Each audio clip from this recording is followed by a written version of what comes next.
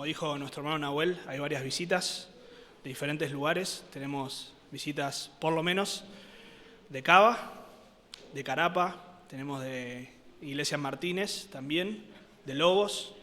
Así que estamos bien visitados hoy. Les invito a abrir sus Biblias, la carta de Pablo a Filemón, que comenzamos a estudiar hace algunas semanas atrás.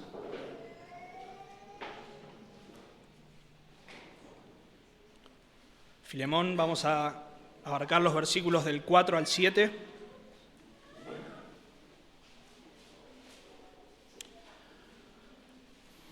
Filemón 4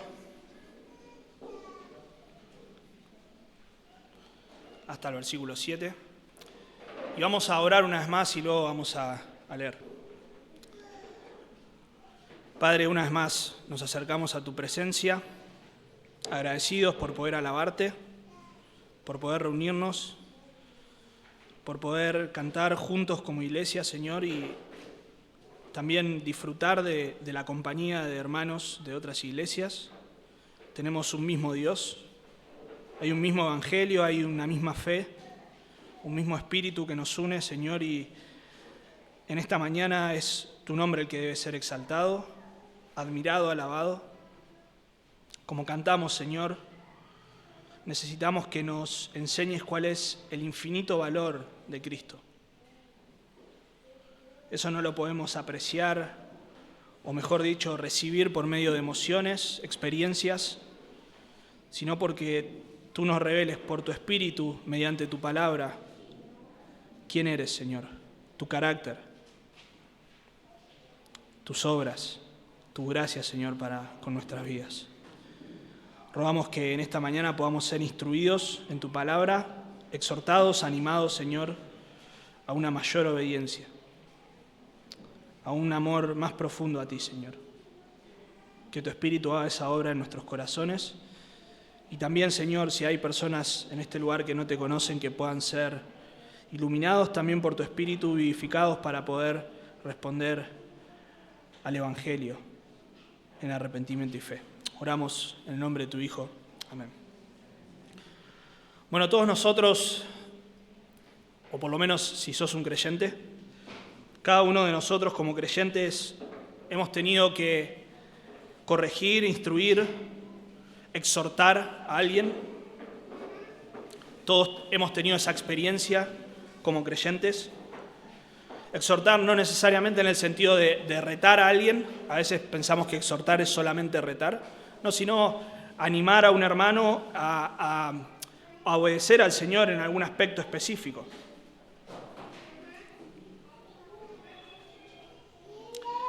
Como miembros del cuerpo de Cristo, nosotros tenemos la responsabilidad de exhortar, de animar, de estimular a otros a la obediencia al Señor. Ahora, cuando nosotros animamos a alguien o exhortamos a la obediencia de Cristo a alguien, ¿a qué solemos apelar para llamar a nuestro hermano a entrar en razón o para que ponga su mirada en esto para la obediencia de Cristo? ¿Qué es lo que solemos utilizar como motivación para la obediencia de Cristo? A veces queremos exhortar a un hermano, pero sin querer, de alguna manera lo estamos motivando de una manera incorrecta. A veces queremos simplemente que guarde las formas, ¿no? A veces eso es lo que hay de fondo. Cuando nosotros exhortamos a alguien le decimos, no, hermano, por favor no hagas esto. Y en realidad lo que nos interesa es que conserve las formas nada más. Y utilizamos palabras o frases como la más famosa es, no hagas eso porque sos el hijo del pastor, ¿no? Y lo que nos interesa detrás es que guarde las formas, porque se supone que el hijo del pastor debe conducirse de una forma determinada. Eso es lo que usamos para motivar a la persona a la obediencia. Se supone que sos una persona de una iglesia de sana doctrina, no podés comportarte así. O quizá más arriba, por así decirlo, sos diácono de la iglesia, no podés hacer esto. Vos tocás la guitarra en la iglesia, ¿cómo te vas a vestir así? ¿Cómo vas a hacer esto o aquello? Bueno, no es incorrecto necesariamente hacer esto. Obviamente que en función de nuestras responsabilidades en la iglesia o los diferentes roles que tengamos, tenemos que en ocasiones sacrificarnos de algunas cosas y comportarnos de una forma determinada, pero eso no es lo que debe motivar a la obediencia. Si sos uno de los diáconos y te enganchan por ahí, no sé, por ejemplo, fumando en la vía pública, no le vas a decir, hermano, sos diácono, no puedes fumar. No, hermano, eso es pecado. Sí, sos diácono también, pero lo principal es que estás desobedeciendo al Señor, estás pecando contra el Señor. Hemos escuchado de casos donde jóvenes que estaban luchando con la inmoralidad sexual fueron motivados a involucrarse más en el ministerio para luchar contra el pecado. Motivaciones incorrectas. A veces cometemos estos errores y de vuelta hay ocasiones en las que no está mal pensar si sos padre de familia, si sos esposo, si sos esposa, lo que sea. Pensar en tu familia antes de hacer esto o aquello, no es incorrecto, pero nuestra mayor motivación tiene que ser relacionada con el Señor, con su gloria, con su causa. Pablo en Romanos capítulo 12 y en Filipenses 2 nos ayuda a ver esto también. ¿Recuerdan el famoso versículo de Romanos 12:1? Así que, hermanos, os ruego por las misericordias de Dios. Es decir, en función de todo lo que hemos visto, o lo que Pablo ha mostrado en capítulos 1 al 11, en cuanto a las misericordias de Dios, el plan de salvación de Dios, es que los hermanos deben presentar sus cuerpos en sacrificio vivo. En Filipenses 2, por tanto, si hay alguna consolación en Cristo, si algún consuelo de amor, si alguna comunión en el Espíritu, etc. Versículo 2, completad mi gozo, sintiendo lo mismo. Pablo los llama a pensar en la comunión que tiene el Evangelio para ser unidos, para pensar de una misma forma, para vivir en unidad y humildad. Así que lo que debe motivarnos a la obediencia siempre tiene que ser en relación con el Señor, con su gloria, su causa. Y este texto nos muestra que la comunión en el Evangelio nos provee una correcta motivación para la obediencia al Señor. Debemos comprender, a la luz de este texto, cómo se expresa la comunión en el Evangelio. Debemos comprender cómo se expresa la comunión en el Evangelio, y eso lo vamos a ver por medio de 3 expresiones que nos muestra este texto de la comunión en el Evangelio. 3 expresiones de la comunión en el Evangelio. Pero antes de comenzar por la primera, recordamos que Pablo comienza su carta saludando a este hermano, Filemón, este hermano al cual le escribe para encomendarle justamente a obedecer al Señor en algo muy específico que es el perdón, a recibir a su ahora hermano Onésimo, quien había huido de su casa, quien lo había defraudado, quizá, tal vez, también hasta le había sustraído algún bien. Pablo le escribe abogando o siendo como una especie de intermediario entre Onésimo y Filemón, para llamarlo a la obediencia del Señor, para que perdone y reciba a su hermano. Versículo 4, como es común en las cartas de Pablo, luego de la salutación siempre hay una expresión de alabanza al Señor, de gratitud al Señor, y en la cual también él expresa cómo él ora al Señor constantemente por sus hermanos. Lo vemos ahí, doy gracias a mi Dios, haciendo siempre mención de ti en mis oraciones. Versículo 6, para que la participación de tu fe, etcétera, etcétera. Ahí están los motivos por los cuales él ora, agradece al Señor. Pero como también es de costumbre, en esta oración y lo que permea las oraciones del apóstol Pablo, siempre tiene que ver, o normalmente tiene que ver con lo que luego va a desarrollar en la carta. Un ejemplo de esto lo vemos en Efesios capítulo 1. Ahí vemos 2 oraciones, más adelante hay otra, pero en versículo 17 dice, para que el Dios, este es el motivo por el cual él oraba, para que el Dios de nuestro Señor Jesucristo, el Padre de gloria, os dé espíritu de sabiduría y de revelación en el conocimiento de Él. ¿De qué forma? Alumbrando los ojos de vuestro entendimiento, para que sepáis cuál es la esperanza a que Él os ha llamado y cuáles las riquezas de la gloria de su herencia en los santos. Ese es el motivo de oración. ¿Y qué es lo que hace Pablo en el capítulo 1 al capítulo 3 de Efesios? Bueno, justamente lo que hace es desplegar todas estas bendiciones espirituales. Él ora para que el Señor ilumine a los hermanos en todas las bendiciones espirituales que tiene.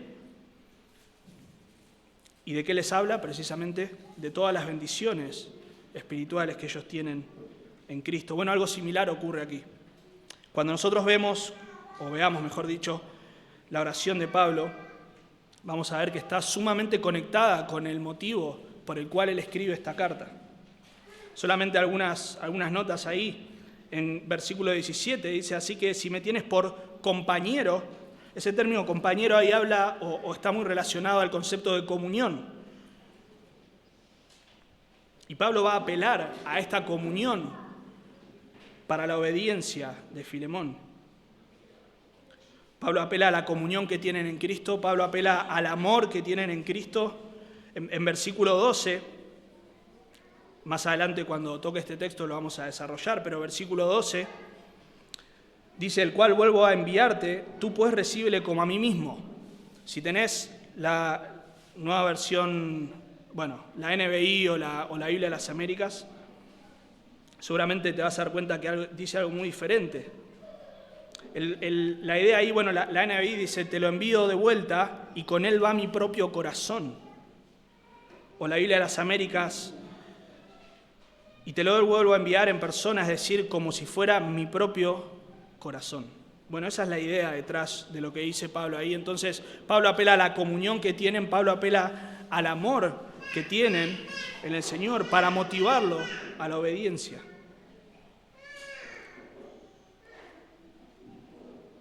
Vamos a ver más adelante todas las conexiones que hay, o por lo menos algunas de ellas, y cómo en versículo 7 usa expresiones que luego va a retomar en lo largo, es corta la carta, pero más adelante en la carta, para exhortar a su hermano a recibir a Onésimo.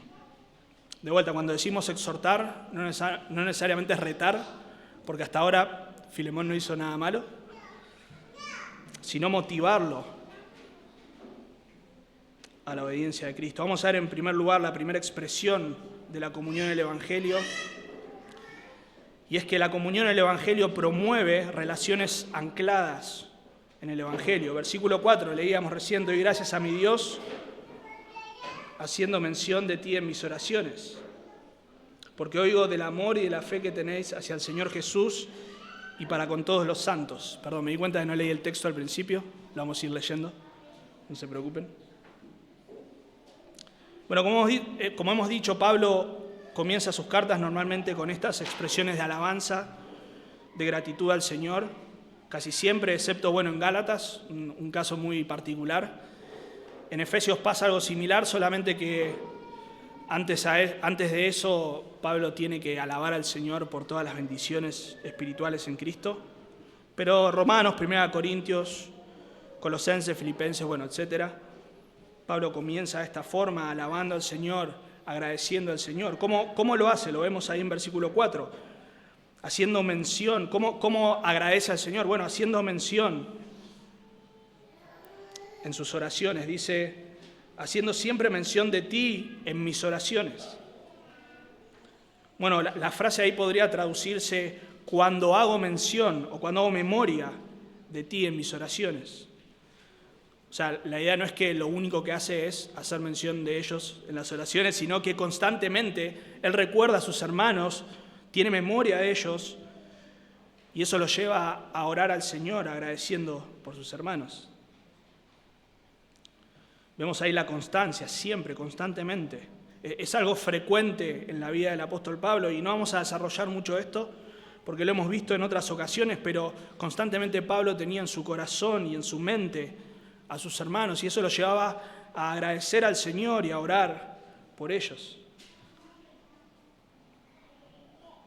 El término memoria o hacer memoria es un término que solamente, al menos este sustantivo, solamente lo usa el apóstol Pablo en el Nuevo Testamento, y excepto una vez, siempre habla Pablo de cómo él recuerda a sus hermanos y cómo ese recordar a sus hermanos los lleva a orar al Señor y a alabarle en gratitud. Pablo siempre pensaba en sus hermanos. Vemos ahí en 2 Corintios 11, también hemos mencionado varias veces, que además de todos los peligros que el apóstol Pablo experimentaba por causa de Cristo y el ministerio, había uno muy particular: la preocupación por todas las iglesias. Podemos imaginar a Pablo preso, pero no estando preocupando por sus cadenas, sino por sus hermanos. Podemos imaginar a Pablo naufragando, quizás ahí aferrado a una valija, bueno, no sé cómo eran las valijas antes, si flotaban o no, pero aferrado a un pedazo de madera, quizá pensando en sus hermanos.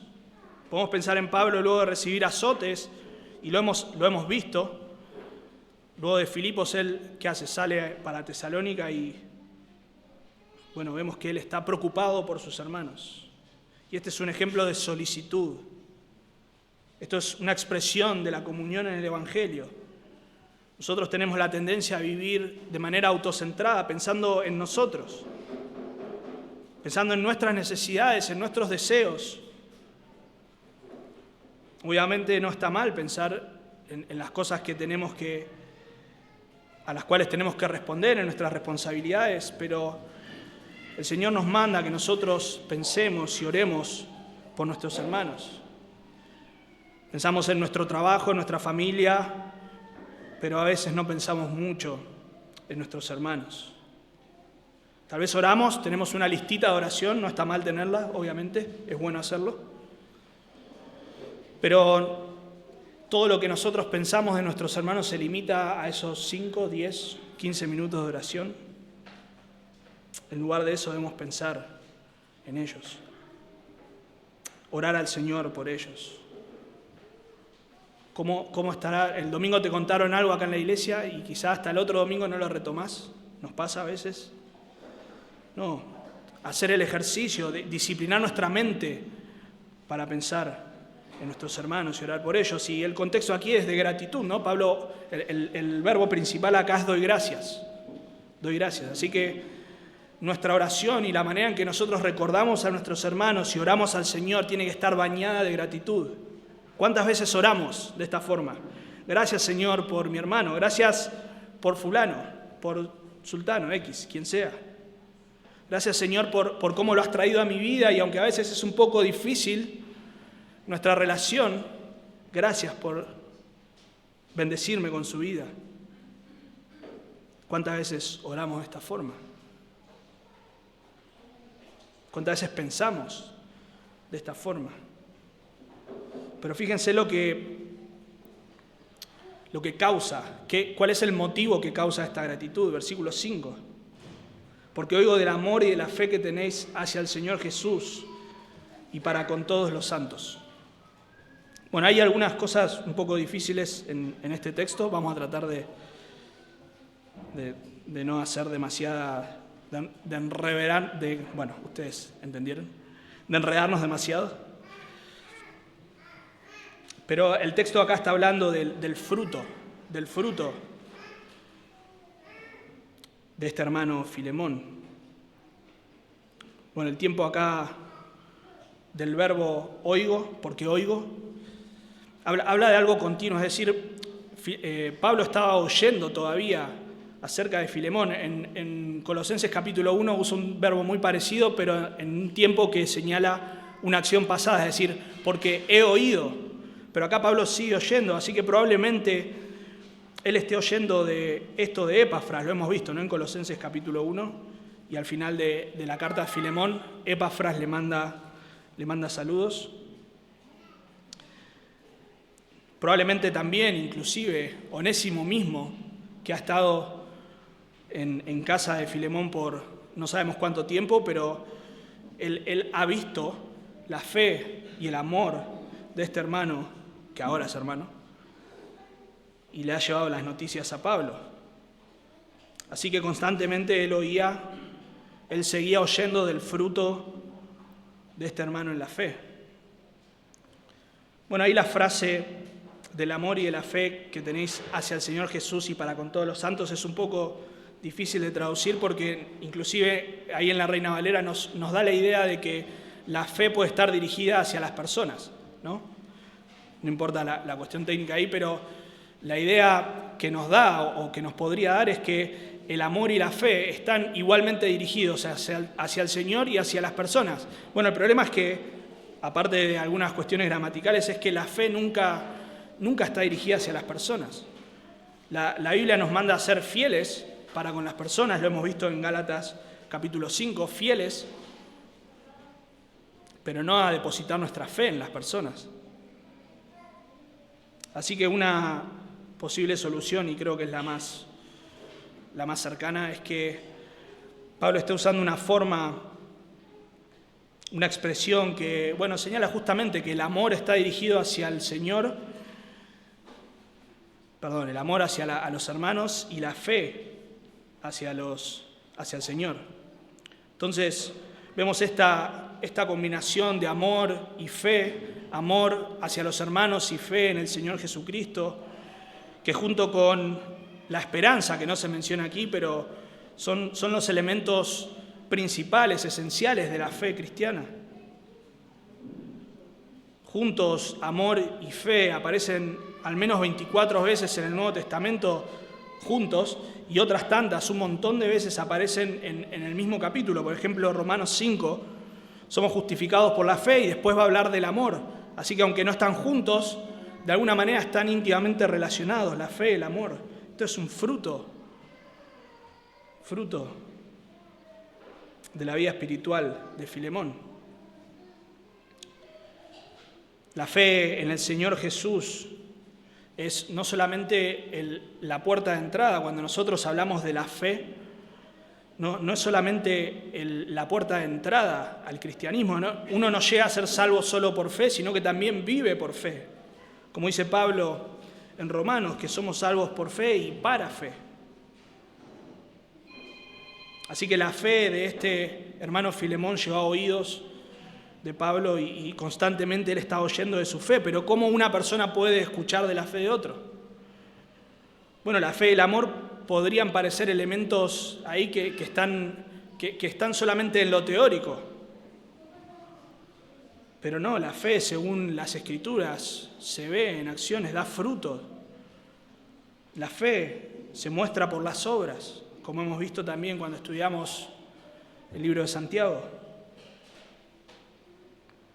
Así que no sabemos de qué forma, pero esta fe, que es una fe viva, se estaba evidenciando en la vida de Filemón. Versículo 7 dice que él había consolado, su amor había consolado a sus hermanos. Así que esta era una fe y un amor que no eran solamente teóricas, sino vivas.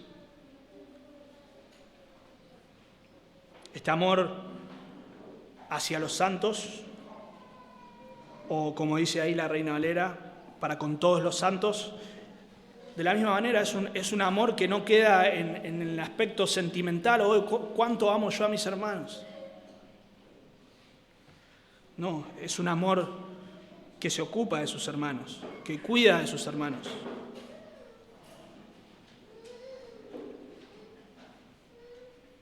Son cosas hasta cierto punto, medibles.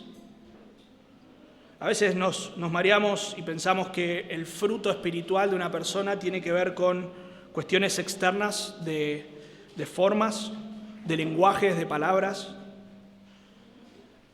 Quizá viene alguna persona que no conocemos y comienza a hablar de una manera muy evangélica.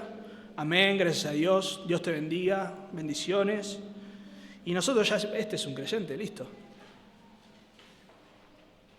Pero el fruto espiritual no tiene que ver con formas, sino con una fe viva que obra, con un amor que se ocupa de sus hermanos, que obra por sus hermanos.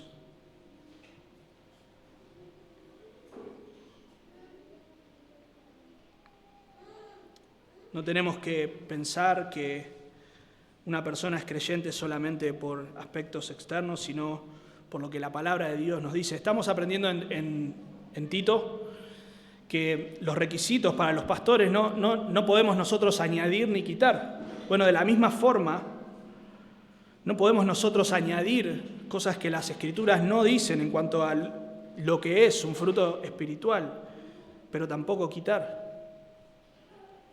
¿Cómo sería añadir? Bueno, no, si esta persona no es calvinista, entonces no es un verdadero creyente.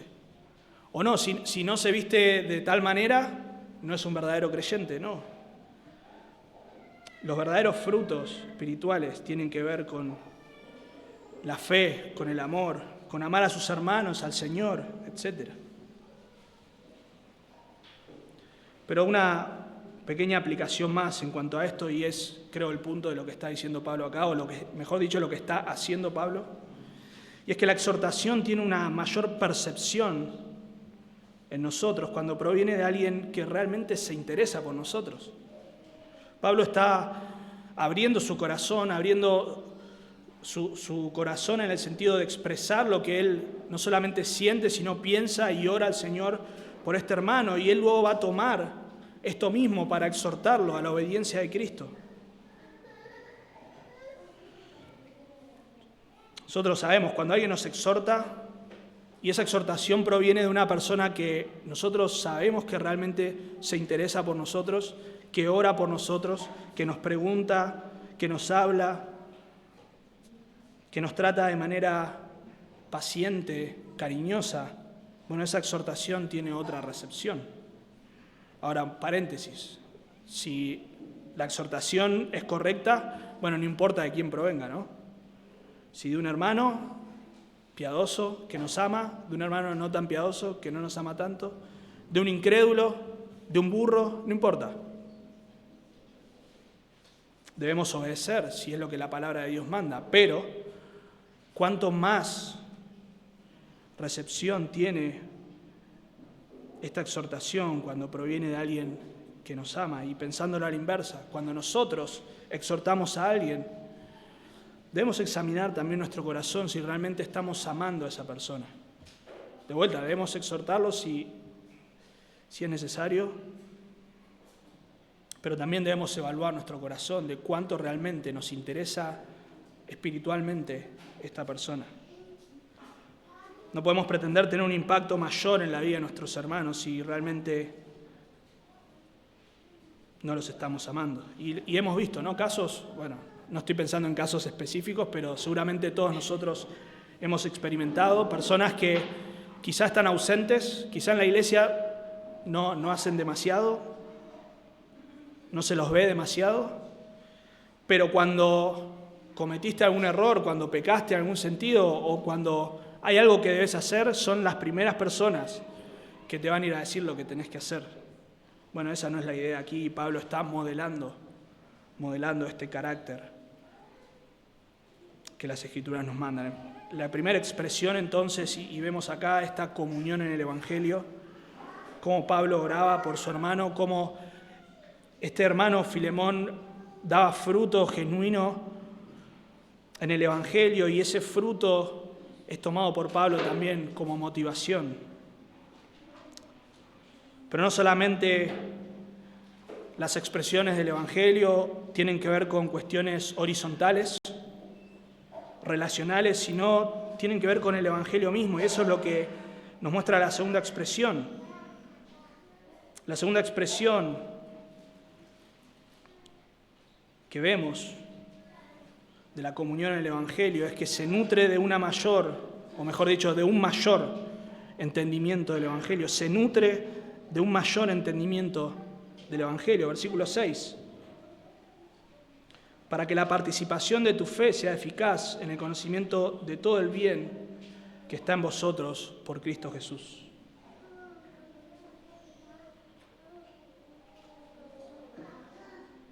Bueno, para qué, ahí en versículo 6 nos habla, obviamente conecta con lo que está diciendo antes, y tiene que ver con la oración. Tiene que ver con la oración que Pablo menciona en versículo 4. Si bien el verbo principal ahí tiene que ver con dar gracias a Dios, entendemos, porque lo dice Pablo ahí, es que lo hace en el contexto de una oración. ¿Cómo da gracias a Dios? En una oración. Y en esa misma oración, Pablo pide. Por eso algunas traducciones hablan de y pido que, o ruego que. Bueno, La Reina Valera lo hace de esta forma. ¿Para qué? Es decir, oro para que la participación de tu fe sea eficaz en el conocimiento de todo bien que está en vosotros, por Cristo Jesús. El término participación ahí tiene que ver con comunión. Por eso hablamos de la comunión en el Evangelio.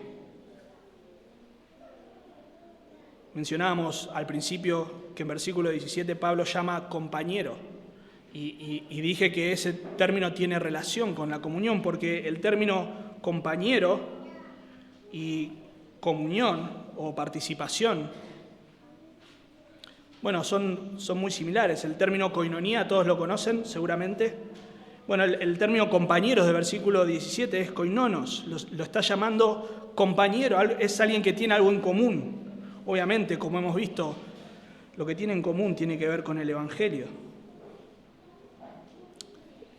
El término ahí, participación, también a veces se refiere a algo que no solamente se tiene en común, sino algo que uno hace que tengamos en común, es decir, la participación, y en este sentido se traduce como ofrenda en algunas ocasiones. Romanos 15, 26 dice que los hermanos de Macedonia y Acaya tuvieron a bien hacer una ofrenda, una participación, es algo que alguien participa con los demás. Y por esa razón algunas personas interpretan esto como que Pablo le está diciendo o se está refiriendo a Filemón de lo que él da a sus hermanos, de cómo él ofrenda a sus hermanos. Bueno, también algunos piensan que se refiere a cómo él comparte su fe a otros. Podría ser una interpretación, pero lo más natural aquí es pensar o entender esta fe como el contenido de dónde viene, perdón, eso sería si lo comparte, ¿no? Es de dónde proviene esta comunión.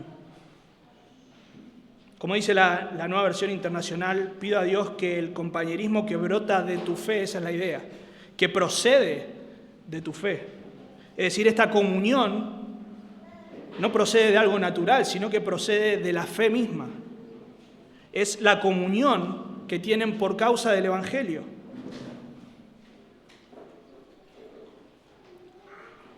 La oración es que esa comunión que procede de la fe sea efectiva.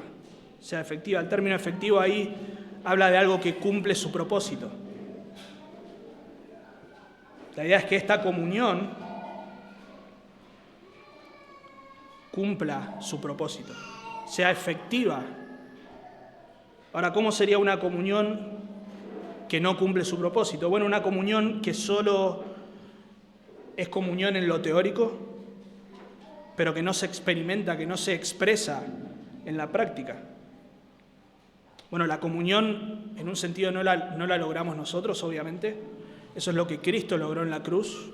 Nos reconcilió con el Padre, nos incluyó en su cuerpo. Somos familia, tenemos, como dice y leíamos Filipenses 2, una fe.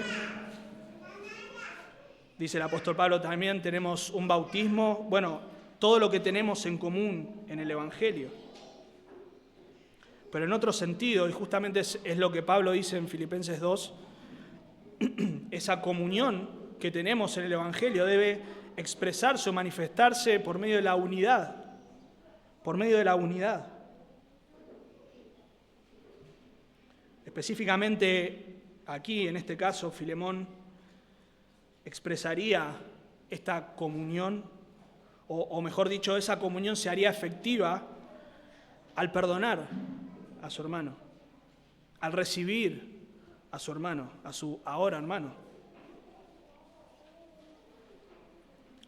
Si Filemón no se rehusara a recibirlo, bueno, en un sentido, ¿qué sentido tiene esa comunión? ¿En qué se expresa esa comunión? ¿Cómo se puede ver la comunión que tienen en Cristo si Él no está dispuesto a perdonarlo? Ese es el punto. Por eso, hermanos, la obediencia al Señor no es una opción. No tenemos la opción de obedecer o no al Señor. Somos salvos para glorificarle y le glorificamos, entre otras cosas, por medio de la obediencia. La comunión no es solamente un rótulo que tenemos, somos hermanos, tenemos una misma fe, no es solamente un rótulo, sino que es una realidad que nosotros debemos procurar conservar. No es que podemos perder la comunión, porque la salvación no se pierde y en ese sentido no podemos perder esa comunión, pero en la práctica esa comunión se ve afectada. Debemos amar a nuestros hermanos, servir a nuestros hermanos, perdonar a nuestros hermanos. Y ese es el punto aquí. ¿Cómo es eficaz la fe de Filemón? Perdonando a su hermano. Ahora, ¿cómo llega a cumplir su propósito la comunión que brota de la fe? Bueno, lo dice en versículo 6. Es en el conocimiento de todo el bien que está en vosotros por Jesús. Bueno, ese en el conocimiento es mediante el conocimiento. Es decir, la fe cumple su propósito mediante el conocimiento de todo el bien que está en nosotros. Esa frase del bien que está en nosotros obviamente está refiriendo a las bendiciones espirituales que tenemos, que gozamos como hermanos. Hemos mencionado Efesios, capítulos 1 al 3. Ahí tenemos todas las bendiciones espirituales y Pablo es muy enfático en Cristo. Todas estas bendiciones espirituales son en Cristo. Por eso hablamos de crecer o de que la comunión en el Evangelio se nutre de un mayor entendimiento del Evangelio. Es por medio de no solamente la reflexión, sino el profundizar, en entender, en comprender el Evangelio en nuestras vidas, que nosotros vamos a poder crecer en nuestra comunión y que esta fe cumpla su propósito.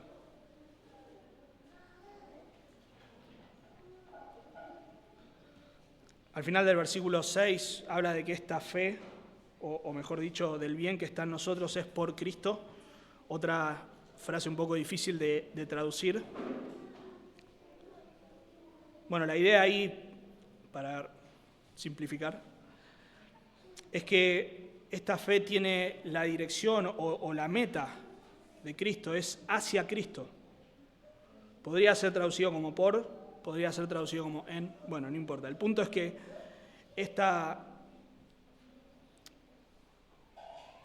comunión o esta fe que es efectiva y que se crece en el conocimiento del Evangelio tiene la meta de glorificar al Señor.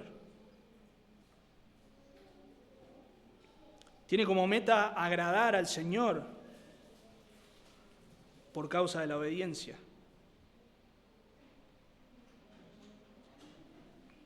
Y eso es lo que Pablo está tratando de hacer, de llevar a Filemón no solamente a pensar en la comunión que tiene en el Evangelio, no solamente quiere que piense en el amor por causa del Evangelio, sino también que piense que es para el Señor, para agradarle a Él, para glorificarle a Él. En última instancia, lo que importa, como dijimos en la introducción, tiene que ver con el Señor. Tiene que ver con el Señor, es la causa de Cristo. Como traduce la Nueva Versión Internacional, brota de tu fe eficaz para la causa de Cristo. Bueno, una idea similar tiene. Y esta comunión se nutre de un mayor entendimiento del Evangelio, de todo el bien que hay en nosotros. Y entendemos esto cuando vemos personas que vienen de iglesias que quizás nos enseña correctamente, donde el Evangelio se predica y hay hermanos en la fe, pero bueno, el entendimiento es quizá limitado, poco profundo, en algunos puntos distorsionado. Bueno, eso tiene un efecto, ¿no?, en las personas, en la vida espiritual de las personas. Personas quizá con buenas intenciones, que aman al Señor, que sirven al Señor, pero que por causa de su entendimiento limitado en el Evangelio bueno, su comunión no llega a ser del todo efectiva, en términos de Pablo. Personas que piensan que deben reprender de acá para allá, que la batalla espiritual se libra por medio de la reprensión, de sujetar, de atar, de desatar. Y más allá de que eso no es lo que enseña la Biblia, ¿cuál es el resultado? Bueno, personas que no libran la batalla espiritual con las armas que el Señor nos ha dado, que no comprenden realmente que la batalla espiritual no tiene que ver con eso, sino con hacerse de las armas que el Señor nos ha dado para luchar contra nuestro pecado, contra la carne, bueno, similar, sinónimo, contra las tentaciones del mundo, contra Satanás, etcétera, etcétera.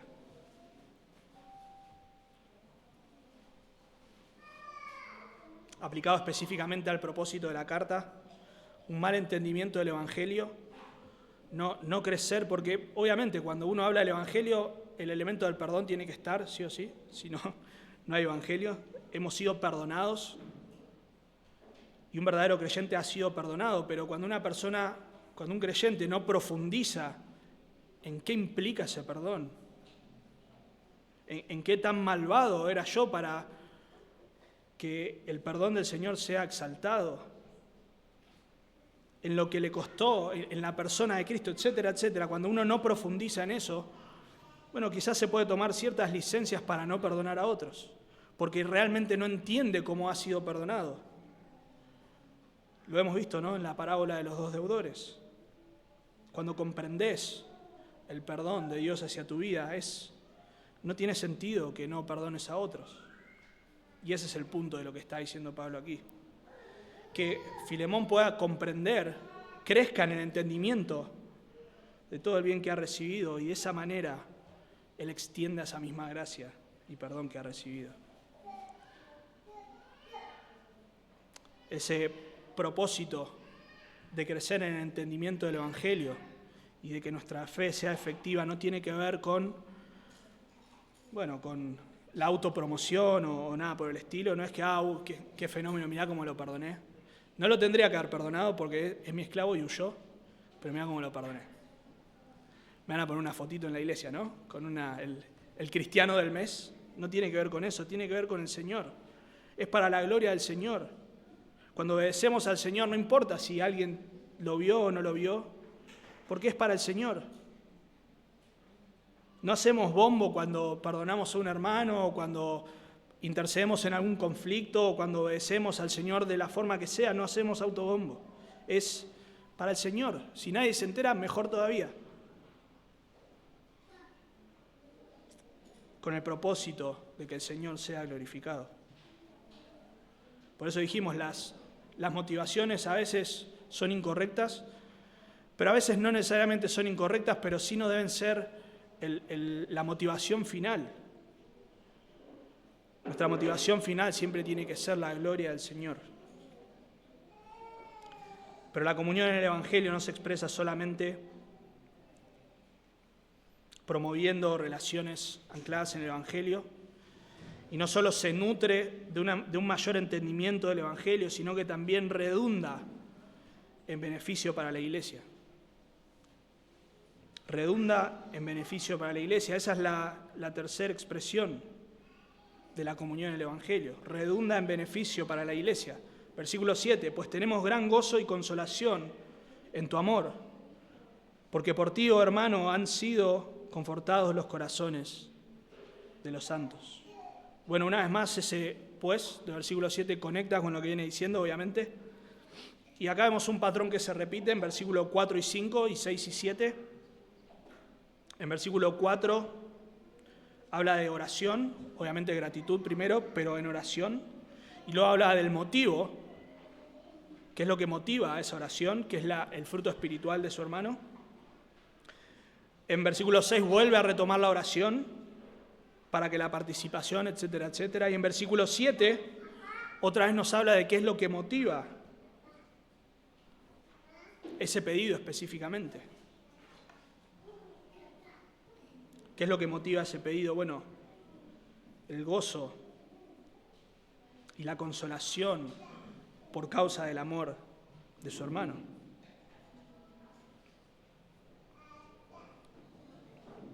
Bueno, no sabemos exactamente cuál es el caso detrás de esto, no sabemos a qué se está refiriendo Pablo exactamente con lo que menciona en versículo 7, con la forma en que él ha confortado a sus hermanos, que eso sería una muestra de amor que ha llenado de gozo y consolación al apóstol.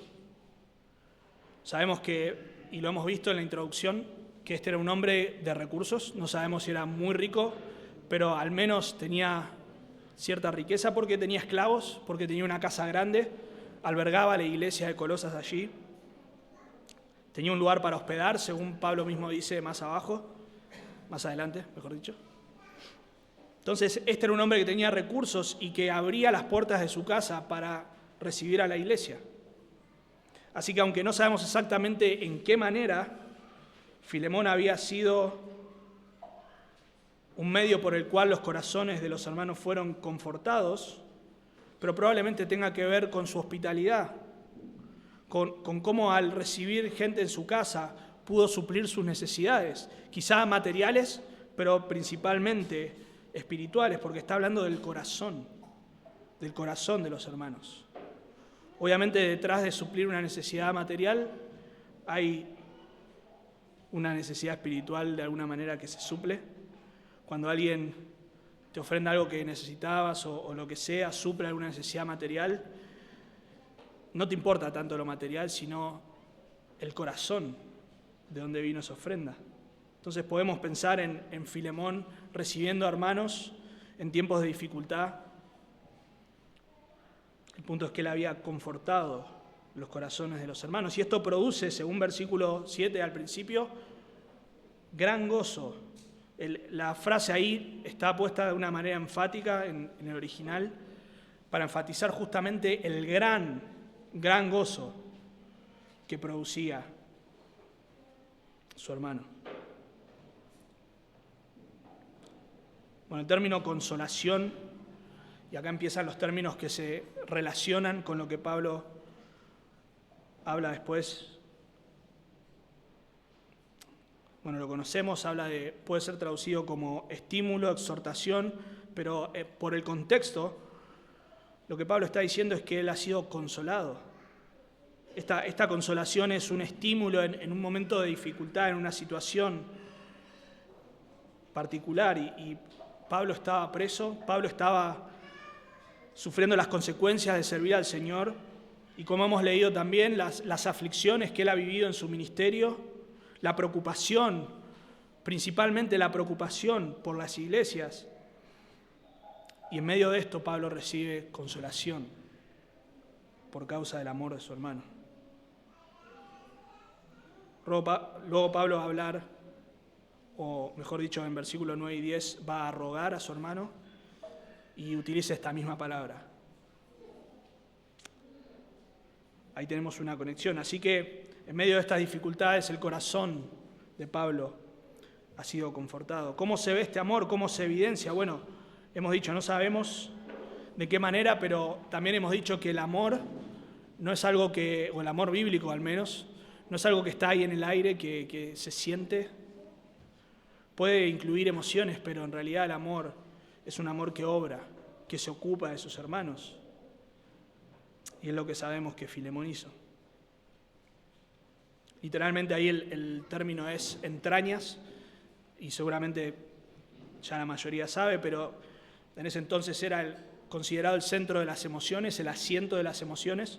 Bueno, nosotros hablamos del corazón, ¿no? Cuando decimos, esto me salió del corazón, bueno, es esa la idea, básicamente. De ahí sale el término entrañable, ¿no?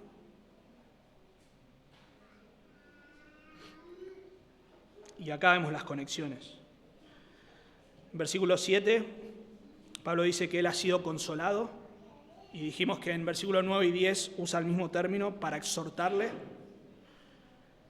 Pablo usa corazón aquí o entrañas para expresar el impacto que tuvo el amor de Filemón en los hermanos. Y luego en versículo 12, como también vimos al principio, Pablo le envía como si fuese su propio corazón de vuelta como mis entrañas sería, ¿no? Qué lindo.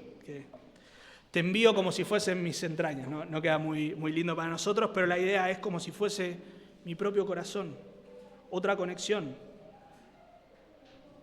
Pablo utiliza el término acá para referirse a cómo los hermanos fueron confortados, cómo los corazones de los hermanos fueron confortados. Y luego en versículo 20, Pablo pide que conforte su corazón. Así que ahí notamos cómo Pablo está utilizando todos estos frutos de la vida de Filemón, todo esto que Filemón ya experimentaba, que él realizaba, que él amaba a sus hermanos, y los conecta más adelante para pedirle que perdone a su hermano, que reciba a su hermano. Así que es evidente que Pablo está apelando al corazón de Filemón para motivarle a la obediencia. La comunión en el Evangelio se expresa redundando en beneficio para la iglesia. Piensen en este hermano. ¿Cuánto bien le ha hecho a la iglesia del Señor? Si bien no sabemos detalles, dijimos, y tampoco vamos a especular, pero sí sabemos que Él ha recibido a sus hermanos, que los ha confortado, y eso ha traído gran gozo y consolación al apóstol. Esto es lo que hace el amor verdadero, el amor bíblico. No importa cuánto decimos que amamos al Señor, cuánto decimos que amamos a la iglesia del Señor, y recuerden que estos dos amores no pueden estar desconectados.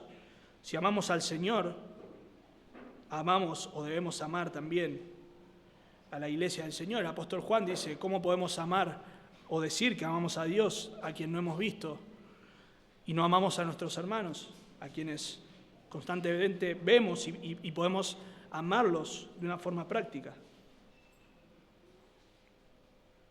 Si la iglesia de Cristo no se beneficia de nuestro amor, de nuestra vida, bueno, tenemos que replantear si una de dos opciones: o estamos viviendo de una manera autocentrada porque nos hemos endurecido, estamos viviendo para nosotros mismos, quizá para nuestra familia, a ellos los amamos o creemos que los amamos de una forma perfecta, pero para la iglesia del Señor no hay tanto tiempo, hasta ahí llega mi amor. Puede ser que estemos endurecidos, pero también puede ser que nunca hayamos conocido realmente el amor de Cristo, que no seamos verdaderos creyentes. 1 Juan 2 dice, el que ama a su hermano permanece en luz y en él no hay tropiezo, pero el que aborrece a su hermano está en tinieblas y anda en tinieblas y no sabe a dónde va porque las tinieblas le han cegado los ojos. Bueno, quizá leemos este texto y decimos, bueno, ahí habla de aborrecer, es una palabra un poco fuerte, ¿no? Nosotros no decimos te aborrezco. Bueno, yo no aborrezco a nadie, ¿no? Yo amo a todos, pero hasta ahí. Bueno, más adelante en el versículo 15 dice, no améis al mundo. Perdón, se me fue el texto.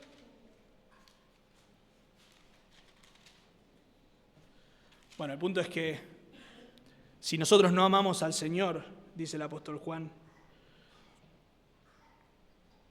si nosotros no amamos a nuestros hermanos, en realidad el amor del Padre no está en nosotros. Seguramente ustedes ya lo encontraron ahí. Si nosotros no amamos, no dice si no aborrecen. Bueno, yo no aborrezco a nadie. Listo, fenómeno. Bueno, pero lo tenés que amar. Lo tengo que amar. No basta con no odiar o con no aborrecer. El que no ama a su hermano no ha experimentado, no conoce el amor del Padre. A veces pensamos que la iglesia es un lugar donde venimos a cumplir con nuestro cristianismo. Tenemos ahí una serie de ítems que sabemos que es ser un cristiano. Bueno, ¿cómo es un cristiano? Podemos bajar ahí un folleto, googleamos cómo es ser un cristiano. Va a la iglesia el domingo, check. Canta, check. Se emociona al cantar, check, listo. No, eso no es ser un cristiano. Obviamente esas cosas están incluidas, debemos congregarnos. No falten el domingo que viene diciendo que yo dije que no hay que venir a la iglesia. No, hay que congregarse. Pero eso no te hace un cristiano, o mejor dicho, obviamente, te hace un cristiano la fe en Cristo y la gracia de Dios en tu vida, pero se manifiesta tu fe en que amás a los hermanos. Y ese amor de vuelta no es una emoción así, yo los amo. Bueno, ¿y qué hiciste por ellos? ¿Qué hiciste por ellos esta semana? No, sí, yo a fulano no tengo ningún problema con él, lo amo. Bueno, ¿cómo? ¿Cómo lo has amado? Ese amor se manifiesta en cuidado, en ayuda, en ánimo, en corrección también. ¿En qué manera estamos siendo de beneficio para la iglesia del Señor? Vemos acá a este hermano cómo su fe, su amor en el Señor, su amor hacia el Señor y hacia los hermanos se podía palpar. Y aunque no tenemos detalles, sabemos que era palpable.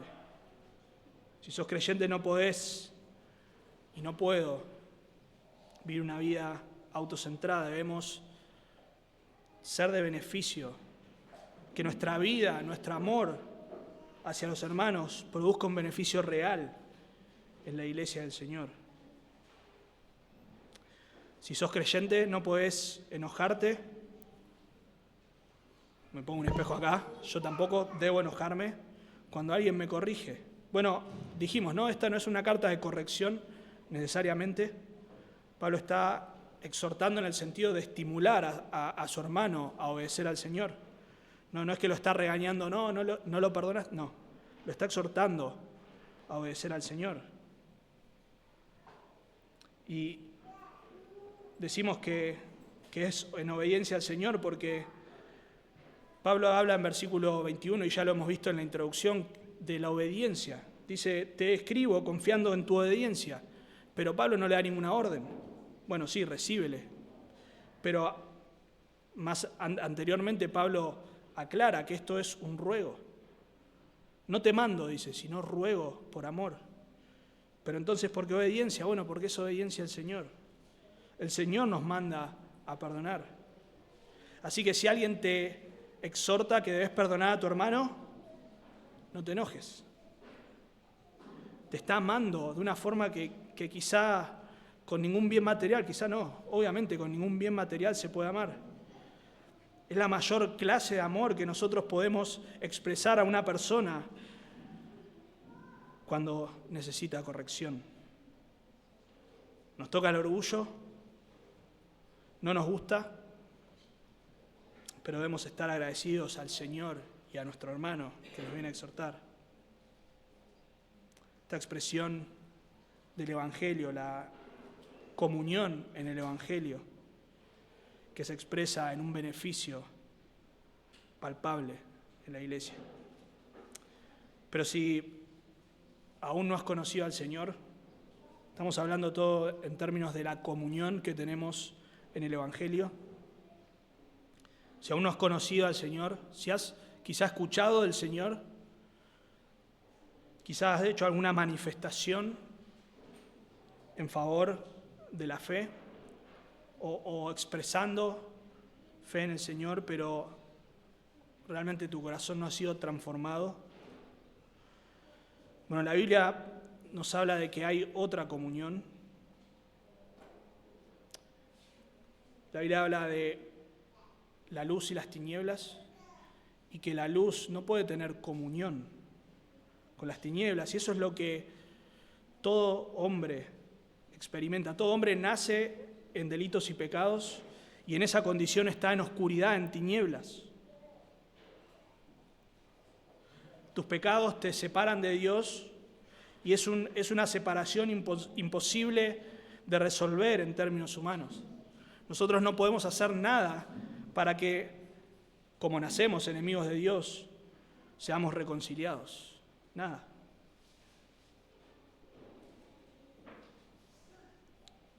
Esa separación de Dios no solamente la experimentás aquí en vida, sino que el día que mueras vas a estar justamente, o vas a ser justamente castigado por tus pecados. Eso es lo que la Biblia enseña.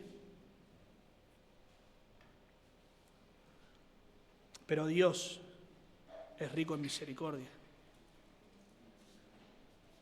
Dios es un Dios santo, un Dios justo, un Dios que se aira, pero también es un Dios rico en misericordia, que nos ha amado.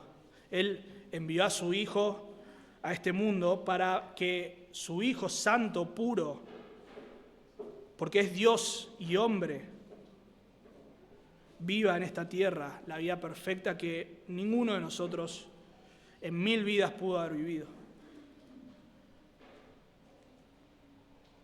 El santo y justo estaba yendo a la cruz a morir, no por sus pecados, porque él no pecó, y la Biblia es muy clara, dice que la paga del pecado es muerte. Es lo que vos y yo merecemos por nuestro pecado, pero Jesús no pecó e igualmente fue a esa cruz. ¿Por qué? 2 Corintios 5:21, al que no conoció pecado, por nosotros lo hizo pecado, para que nosotros fuésemos hecho justicia de Dios en él. Dios cargó en su Hijo, el Padre carga en el Hijo todos nuestros pecados, el Hijo recibe nuestro castigo para que nosotros, si nos arrepentimos de nuestros pecados y ponemos nuestra fe en Él, recibamos su justicia. Una vez entendido que somos pecadores, que necesitamos, y mejor dicho, que merecemos y necesitamos el juicio de Dios, debemos mirar a la cruz y recibir el don de la gracia, el perdón de pecados por medio de Cristo. Y ahí sí, tenemos comunión. Vamos a orar.